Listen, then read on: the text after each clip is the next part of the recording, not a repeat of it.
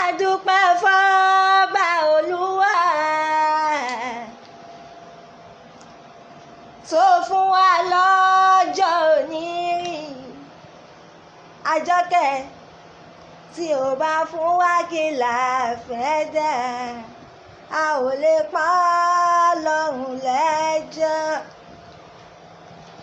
Ọpẹ́ ni fọ́ba Olúwa Olúbùnmi tó jẹ́ owó ayé tó ráyé wá, ìyá mi náà tó bá wáyé tí ò wúlò ta ni ó pa Ọlọ́run lẹ́jọ́.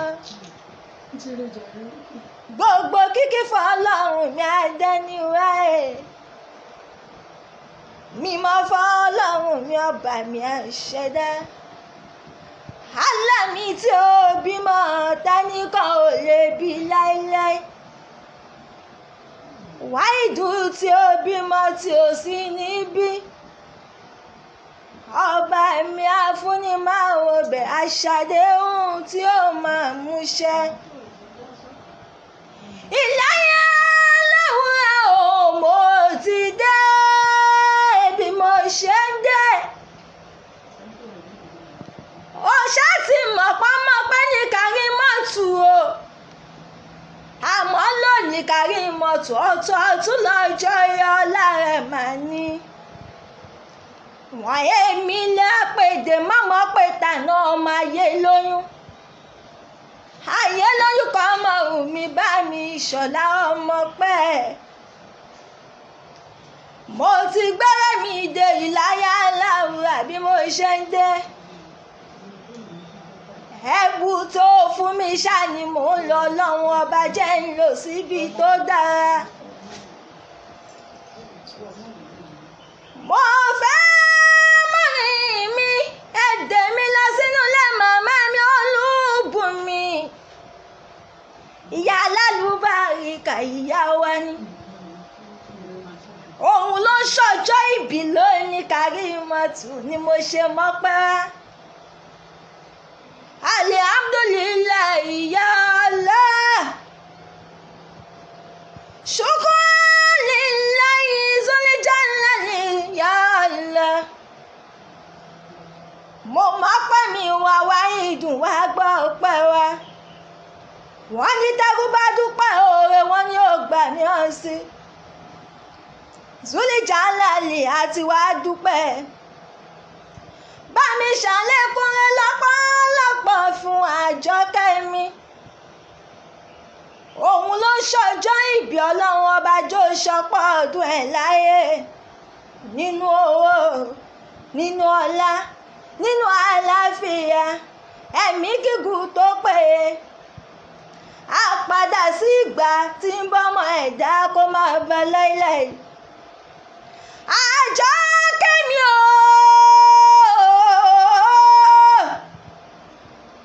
mo pèrè Olúbùnmi, jẹ́ kí Adẹ́nulé bàbá rẹ̀ tó bí ẹ lọ́mọ.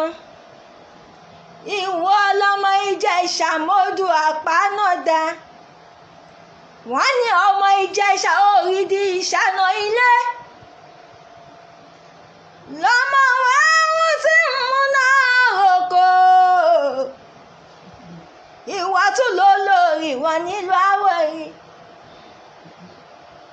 àyà alálùbáríkà lọ́dẹ̀dẹ̀ ọkọ, olórí bàbá mi Alájíjímọ̀ Adékànbí. Ṣé bí wọn lọmọ lọ́jọ́ ìbí òní mẹ́ni àbèrè ìtọ́nu, wá jẹ́ kí n fi kọ́ sí ìdá kí n fi gbé wọlé. Nàbí yóò bí gẹ́yìn wọ̀nyí láyé tẹ̀sán fún ànábì.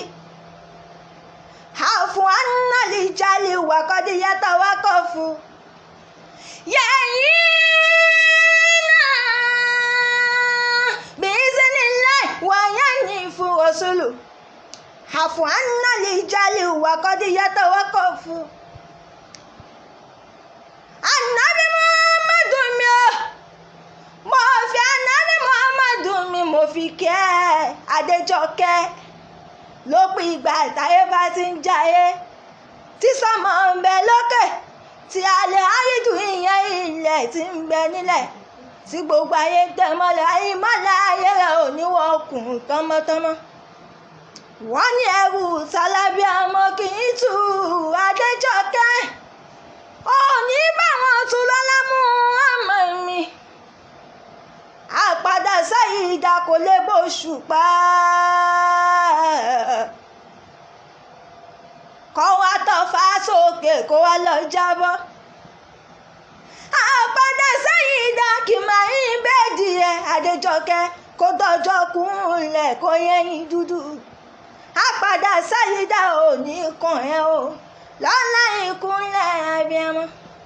ó yá Olúbùnmi mo fẹ́ kó máa sọ pé òwe ṣubú àná ńlá àlá wà ní àmúdùlílà o àlá láìláìláìlá àlá o Allahu akbar àlá ṣubú àná ńlá Adéjọkẹ́ ńlá wà ní àmúdùlílà o mo bá ẹ dúpẹ́ àlá láìláìláìlá àlá o Allahu akbar àlá ó yá máa ní mímọ́ f'Olúwa mi o àlá ọlọ́jọ́ ìbí yìnyín f'Ànábì wa àlá Allahu akbar àlá Allahu akbar